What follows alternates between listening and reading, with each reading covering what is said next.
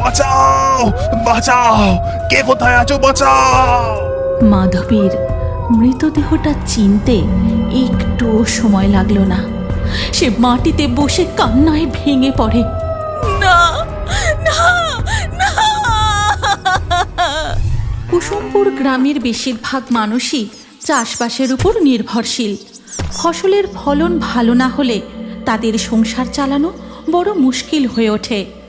এমনই এক সন্ধ্যায় মিঠি তার বাবাকে বলে, তানু বাবা, আমি কালকে প্রথম বড় স্কুলে যাব। আমি কিন্তু আর ছোট নেই, আমি ক্লাস 1 এ ভর্তি হয়ে গেছি। আমার মিঠি মা সত্যি সত্যি কত বড় হয়ে গেছে। আমার মা ক্লাস 1 এ ভর্তি হয়েছে। এরপর মিঠি মা কলেজ যাবে, দিদিমণি হবে। তুমি মেয়েকে অত স্বপ্ন দেখিও না, আমাদের অত সামর্থ্য কোথায়। যাদের ঘরে শুধুমাত্র কালকের জন্য দুমুঠো চাল পড়ে আছে, তাদের চোখে স্বপ্ন। তুমি চিন্তা করো না গিন্নি, এবারে ফসল উঠলে ভালো দাম পাবো। ভগবানের কৃপায় যদি না কোনো দুর্যোগ হয়, তাহলে আমাদের আর কোনো অভাব হবে না। তখন দেখো গিন্নি, সব ঠিক হয়ে যাবে। বাবা বাবা, আমাকে একটা উড পেন্সিল আর রবার এনে দেবে। আমি উড পেন্সিল দিয়ে ছবি আঁকবো। আমার সব বন্ধুর কাছে উড পেন্সিল আর রবার আছে। মিঠির আবদার শুনে দিনুর চোখে জল এসে যায়। কালকের পর তাদের হাঁড়িতে ভাত চড়বে কিনা তার নিশ্চয়তা নেই। হ্যাঁ মা, আমি উড পেন্সিল আর রবার কিনে এনে দেব। ঠিক তখনই তাদের বাড়ির একদম কাছে বেশ কিছু শিয়াল হু হু করে ডেকে ওঠে।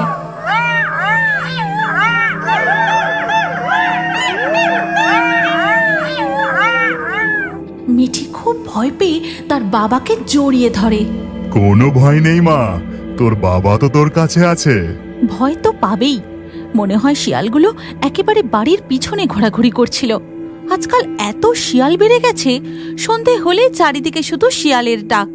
জঙ্গল থেকে বেরিয়ে একেবারে বাড়ির উঠোনে চলে আসছে। যাই হোক, চলো, অনেক রাত হলো, খেয়ে দিয়ে শুয়ে পড়ি। রাত একটু গড়াতেই ওদিকে পাড়ার এক মেছুরে জাল নিয়ে মাছ চুরি করতে বেরোয়। বাঁশবাগানের পথ ধরে দাসেদের পুকুরের দিকে যায়।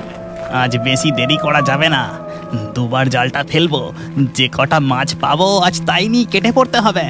এই কথা বলতে বলতে সে হাঁটতে থাকে, কিন্তু ঘেঁটু বুঝতে পারে না যে বেশ কটা শিয়াল তার পিছু নিয়েছে। হঠাৎ দূরে একদল শিয়াল ডেকে উঠলেও ঘেঁটু গ্রাহ্য না করে পুকুর পাড়ে পৌঁছায়। তারপর তার জালটা ফেলে পুকুরের জলে। ঠিক তখনই একটা শিয়াল কোত্থেকে একদম তার কাছে চলে আসে।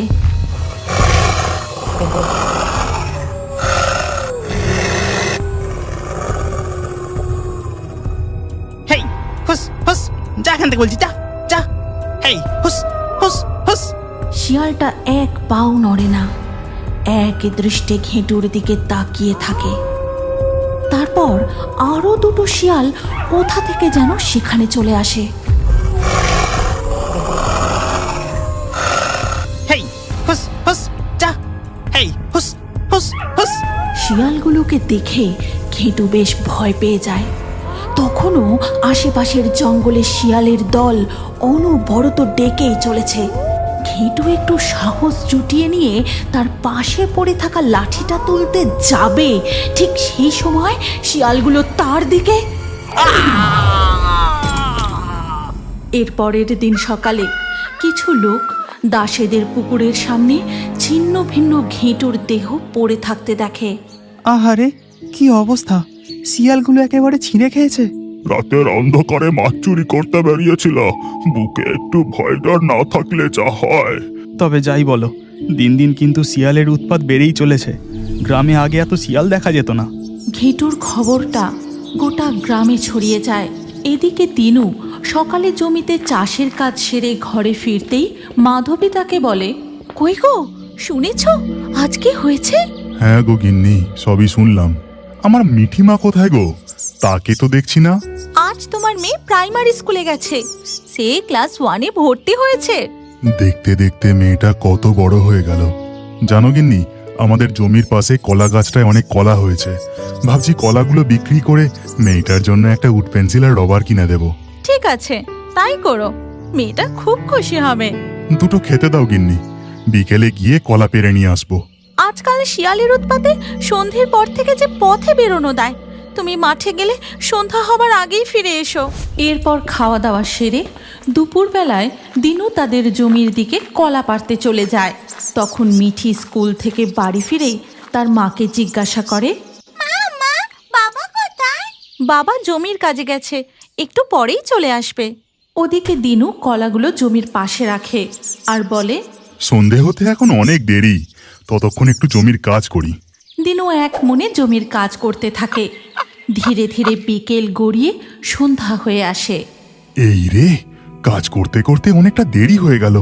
দিনু কলাগুলো তুলে নিয়ে বাড়ির দিকে হাঁটা শুরু করে। বাড়ি তাড়াতাড়ি পৌঁছানোর জন্য দিনু আজ বাঁশ বাগানের ছোট রাস্তাটা ধরে। তখন বাগানের গভীরে শিয়ালগুলো হঠাৎ ডেকে ওঠে।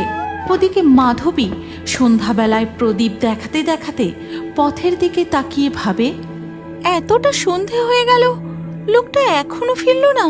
ওদিকে বাঁশ বাগানের পথে হাঁটতে হাঁটতে দিনু বুঝতে পারে তার এই পথটা ধরা একদম উচিত হয়নি। আমি বেশ বুঝতে পারছি শিয়ালগুলো আমার পিছু নিয়েছে, ভয় পেলে চলবে না, তাড়াতাড়ি হাঁটি। ঠিক তখনই তার সামনে একটা শিয়াল পথ আটকে দাঁড়িয়ে গর্জন করতে থাকে।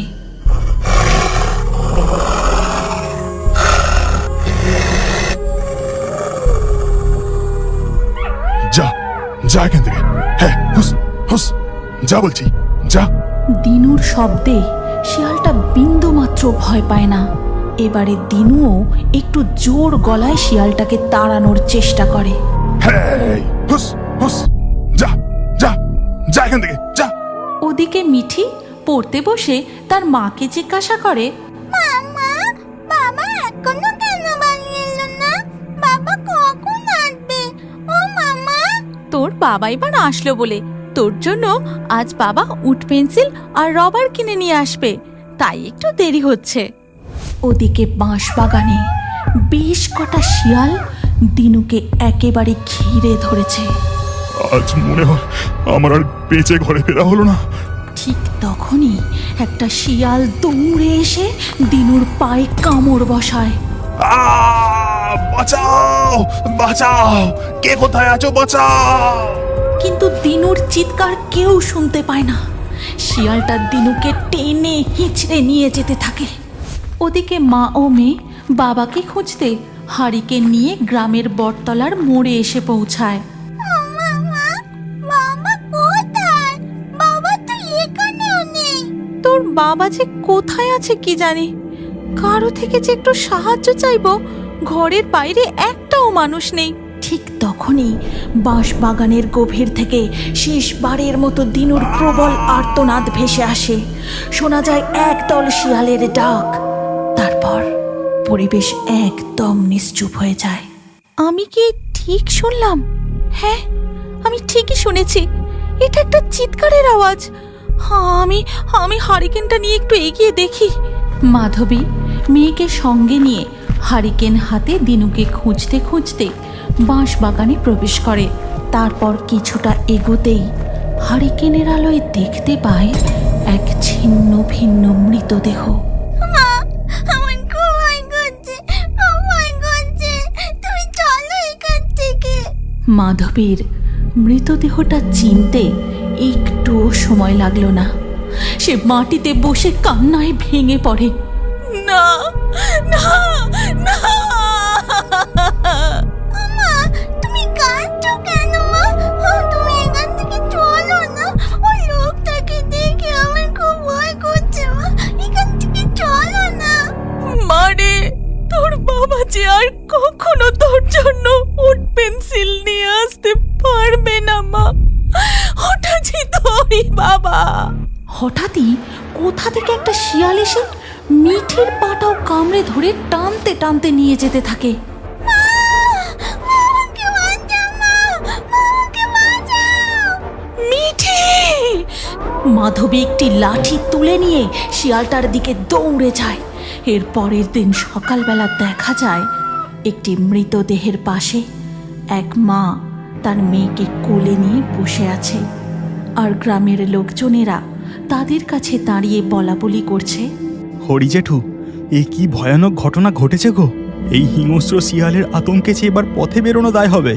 মেয়েটার এখনো নিঃশ্বাস চলছে, চল চল মেয়েটাকে নিয়ে হাসপাতালে ভর্তি করি। মামদভূত এই কথা বলে একটা লম্বা বাঁশ হুড়মুড়িয়ে রাস্তার উপর ফেলে দেয়। ঠিক তখনই বাপ ও ছেলের কানে এমন ভয়ানক শব্দ আসতেই তারা থমকে দাঁড়িয়ে পড়ে। বাবা, দুর্গা পুজো শেষ, কালী পুজো শেষ, এবার তো জগদ্ধাত্রী পুজোও শেষ হয়ে গেল। আমরা কবে বাড়ি ফিরবো বাবা? এই তো বাবা, আমাদের দিন ফুরিয়ে এসেছে। এবার এই আলো ঝলমলে শহর ছেড়ে আমাদের গ্রামে ফেরার পালা। এই কথা বলতে বলতে পঞ্চানন তার ছেলেকে নিয়ে আর এক গৃহস্থের দরবারে উপস্থিত হয়। তারপর তার ঢাকটি বাজাতে শুরু করে, আর তার তালে তালে দীপুও কাঁসর বাজাতে থাকে। ঢাক কাঁসরের আওয়াজ শুনে বাড়ি থেকে গৃহিণী চাল পয়সা ও পুরনো কিছু জামা কাপড় নিয়ে বেরিয়ে আসে। এই নাও গো কিছু চাল, পয়সাটা ধরো, আর এই পুঁটলিতে কিছু পুরনো জামা কাপড় আছে। সারাদিন বাড়ি বাড়ি ঘুরে যেটুকু চাল পয়সা হয়েছে এটি কিছু মাস চলে যাবে। চল বাবা, সন্ধে হবার আগে স্টেশনে পৌঁছতে হবে। তখন ঠিক সন্ধে হব পঞ্চানন তার ছেলে দীপুকে নিয়ে ট্রেনে চড়ে বসে। কলকাতা শহর থেকে রঘুনাথপুর প্রায় 5.5 ঘন্টার যাত্রাপথ।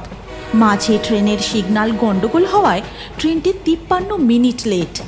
পঞ্চানন যখন দীপুকে নিয়ে ট্রেন থেকে নামলো তখন রাত প্রায় 10:35।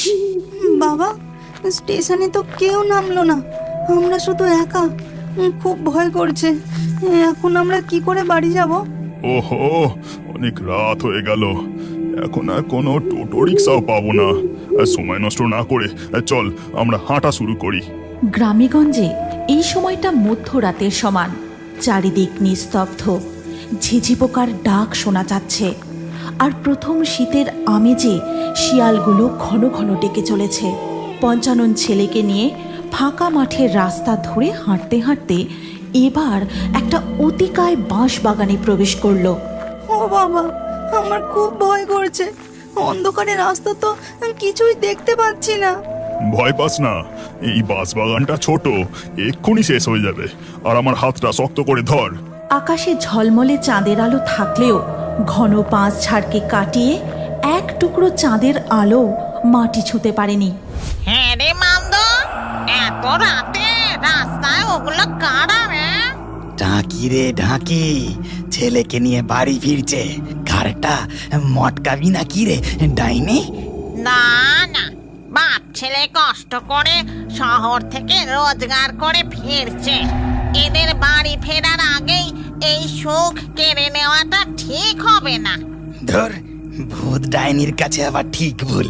চল না, ঘাটটা আমি মটকাবো আর তুই রক্তটা চুষে খাবি, তারপর আমি খুলিটা চেবাবো। মামদভূত এই কথা বলে একটা লম্বা বাঁশ হুড়মুড়িয়ে রাস্তার উপর ফেলে দেয়। ঠিক তখনই বাপ ও ছেলের কানে এমন ভয়ানক শব্দ আসতেই তারা থমকে দাঁড়িয়ে পড়ে। পঞ্চানন দীপুর হাতটা শক্ত করে ধরে। এই অংশে চাঁদের ক্ষীণ আলোয় তারা দেখতে পায় একটা বড় মোটা বাঁশ রাস্তার উপর পড়ে আছে। পঞ্চানন বুঝতে পারে এটা কোনো অশরীরের কাজ।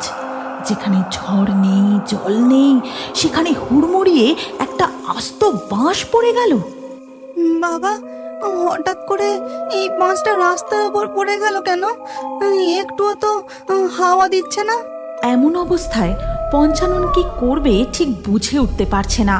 সে ছেলেকে নিয়ে পিছন ফিরে দৌড়বে, নাকি চুপচাপ দাঁড়িয়ে অপেক্ষা করবে, নাকি লাফ দিয়ে বাঁশটা পার করে দৌড়ে পালাবে। আর এদিকে তাদের বাড়ি ফিরতে এত রাত হচ্ছে দেখে দীপুর মা অস্থির হয়ে উঠেছে। যাই, আমি বরং হারিকেনটা নিয়ে একটু এগিয়ে দেখি, বাবার ছেলে এত রাতে কিভাবে ফিরবে কি জানি। এই কথা বলে মিনতি হারিকেন নিয়ে হাঁটা শুরু করে। হাঁটতে হাঁটতে সে গ্রামে ঢোকার মুখে মানে বটতলা পর্যন্ত চলে আসে। এতটা এলুম, তাদের তো কই দেখতে পাচ্ছি না। এখনো যে কত দূরে আছে কে জানে। ভগবান, তুমি ওদের রক্ষা করো, তাদের সব বিপদ থেকে তুমি তাদের বাঁচিও মা। ওদিকে তখন পঞ্চানন ও দীপু পাথরের মতো চুপচাপ দাঁড়িয়ে। বেটা বাঁশটা একবার পার করতে যাক, সোজা একদম বাঁশ বাগানের সিট ডাগলাই তুলে দেব। অমন করিস নি মামদ, যেতে দে ওদের। দেখছিস না ভয় ওদের কেমন কাল গাম ছুটে গেছে। ওরে তুই চুপ কর, কতদিন পর রাতের আধারে রাস্তায় মানুষের টিকি দেখতে পেলুম, আর তুই খালি ছেড়ে দে করছিস। এতক্ষণে বাঁশটা কোনো রকম নড়াচড়া করছে না দেখে পঞ্চানন স্থির করে দৌড়ে গিয়ে এক লাফে বাঁশটা টপকে পালাবে। দীপু, আমার হাতটা ছাড়বি না, আমার সাথে সাথে দৌড়বি, আর এক লাফে ওই বাঁশটা পার করব। যে মুহূর্তে বাঁশটা পার করতে যায় ঠিক তখনই তারা হঠাৎ দেখতে পায় যে একটা বীভৎস চেহারার ভূত রাস্তার উপর ফেলা বাঁশের উপর উঁচু হয়ে বসে আছে, আর ডাইনিও ঠিক তাদের পিছনে এসে দাঁড়ায়। রাতের অন্ধকারে বাঁশ বাগানে বীভৎস চেহারার ভূত ও ডাইনিকে দেখে বাবা! রাম রাম রাম রাম রাম রাম রাম রাম রাম রাম, আমাদের ছেড়ে দাও, যেতে দাও। রাম রাম রাম রাম রাম রাম রাম রাম রাম। ঠিক তখনই পঞ্চানন দেখতে পায় দূর থেকে একটা জ্বলন্ত আগুন ক্রমশ তাদের দিকে এগিয়ে আসছে। ওরে বাবা রে, এ বাঁশ বাগানে কতগুলো ভূতের ফাঁদে পড়লাম, আজ আর রেহাই নেই। ভগবান, আমাদের বাঁচাও, তুমি রক্ষা করো। পর মুহূর্তেই পঞ্চানন দেখে দূরের জ্বলন্ত আগুনটা একদম তাদের কাছাকাছি এসে পড়েছে। সে ভালো করে দেখে বুঝতে পারে যে সেটা কোনো ভূত নয়, একটা জ্বলন্ত হারিকেন। সরে যা বলছি, সরে যা, রাস্তা ছাড়, না হলে এক্ষুনি হারিকেনের কেরোসিন গায়ে ছুঁড়ে আগুন লাগিয়ে দেব কিন্তু। ওরে বাবারে, আগুন হঠাৎ করে এই সময় কোথা থেকে এলো? মামদ, তোকে আমি আগেই বলেছিলাম এইসব মানুষ খাবার লোভ করিস না। তাড়াতাড়ি এবার এখান থেকে মাছ গাছে চল, তাহলে আজ আর আমাদের রক্ষে নেই। সাথে সাথেই মামদো আর ডাইনি সেখান থেকে অদৃশ্য হয়ে গিয়ে বাঁশ গাছে চলে যায়। তোমাদের বাড়ি ফিরতে এত দেরি হচ্ছে দেখে আমি হারিকেন নিয়ে বটতলা পর্যন্ত এগিয়ে এসেছিলাম, কিন্তু আমার মন একদম মানছিল না। বুঝতে পারছিলাম পথে কোনো বিপদে পড়েছ। যাই হোক, ভগবান আজ অনেক রক্ষা করেছেন, এবার বাড়ি চলো। মিনতি হারিকেনের আলোয় পথ দেখাতে দেখাতে তার স্বামী ও ছেলেকে নিয়ে ঘরে ফেরে। তুমি কি এখনো বড় হয়ে কার্টুন দেখতে ভালোবাসো? তাহলে তোমার নাম ও বয়স কমেন্টে জানাও। আর আগের ভিডিও থেকে লাকি ড্রয়ে নির্বাচিত নামগুলি হলো রোহান, অর্পিতা, রমজান, স্বরূপ, রিজুয়ান, লকাই, কমলিকা, বর্ষা, প্রত্যুষা, জয়, বিনোদী, নীলাঞ্জন, নুসরাত, ইফাত, নিশা। যে সকল দর্শক আমাদের চ্যানেল সাবস্ক্রাইব করে তারপরে কমেন্টে নাম লিখেছেন, আমাদের পরবর্তী ভিডিওতে তাদের নাম বাছাই করা হবে। তাই ফেয়ারি টুনস ইউটিউব চ্যানেল অবশ্যই সাবস্ক্রাইব করবেন এবং স্ক্রিনের উপরে আসা আমাদের পরবর্তী গল্পটিও দেখুন। তাতেও আপনার নাম থাকতে পারে, না থাকলে আবারও আপনার নাম পরবর্তী ভিডিওতে লিখে দিন। কি ভাবছেন?